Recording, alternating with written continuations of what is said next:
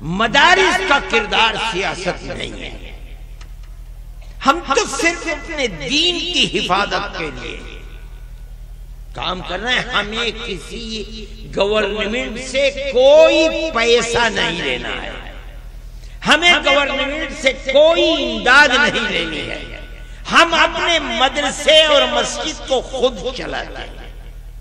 یہ دونوں ہمارا دین ہے, ہماری دنیا نہیں ہے.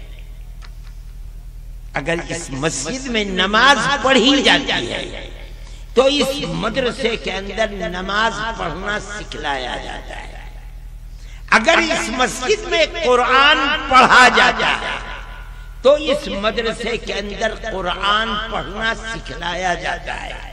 اگر اس مسجد میں اعتکاف کیا جاتا ہے, عبادت کی جاتی ہے, اس مدرسے میں عبادت کا طریقہ سکھلایا جاتا ہے. مدرسہ اور مسجد کوئی فرق نہیں ہے. یہ بھی دین ہے ہمارا, یہ بھی دین ہے ہمارا. ہم اپنے دین کے لیے کسی گورنمنٹ سے کوئی پیسہ نہیں لینا چاہتے. دین کی حفاظت ہم کریں گے خدا کی توفیق سے. 1400 سال سے کر رہے ہیں اور قیامت تک کرتے رہیں گے. ہم مر جائیں گے, ہماری اولاد کو اللہ کھڑا کرے گا. وہ مر جائے گی, اس کی اولاد کو کھڑا کرے گا. دین سرسبز و شاداب ہے اور یہی دین ہے, کوئی دوسرا دین سرسبز و شاداب نہیں رہا. اسلام تو اپنی جگہ کے اوپر زندہ ہے. میرے بھائی, اس بات کو سمجھنا چاہیے. مدرسوں کی حفاظت کرنی چاہیے, ان کو قائم رکھنے کے لیے کوشش کرنی چاہیے.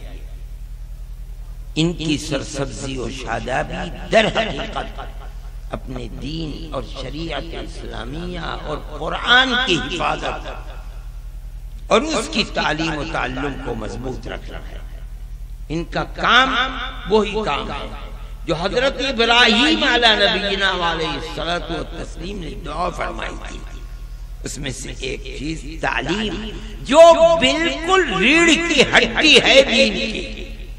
رسول اللہ دیتے دیتے دنیا سے تشریف لے گئے اور ایک طبقے کو کھڑا کر گئے.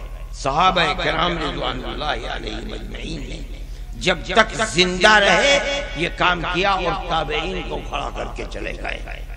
تابعین جب تک زندہ رہے یہی کام کرتے رہے, تابعین کو کھڑا کر کے چلے گئے. امت نے اسی طریقے پر تعلیم گاہیں بنا دی, مدارس اسلامیہ کو بنایا. مدارس اسلامیہ کام کر رہے ہیں, دین محفوظ ہے, قرآن بھی محفوظ ہے. کوئی اللہ کی کتاب امت کے سامنے اس مضبوطی کے ساتھ ان کے سینوں میں نہیں ہے جس طرح اللہ کی کتاب قرآن ہے. آپ اگر چراغ لے کر دنیا میں ڈھونڈیں کہ کوئی عیسائی اپنی کتاب کا حافظ آپ کو مل جائے, ملے گا نہیں. کوئی یہودی تورات کا حافظ مل جائے آپ کو نہیں ملے گا. یہ اللہ کی قدرت کا کرشمہ ہے کہ ہمارے اس ملک کے اندر ہی آپ لے لیجئے. میں کہتا ہوں کہ ملک میں لاکھوں مسجدیں ہوں گی لیکن مسجدیں کم ہیں اور حفاظ کی تعداد ان سے زیادہ ہے. یہ اللہ کی قدرت کا کرشمہ اور یہ ان مدرسوں کا کام ہے جن کو یہ مدرسے کرتے ہیں.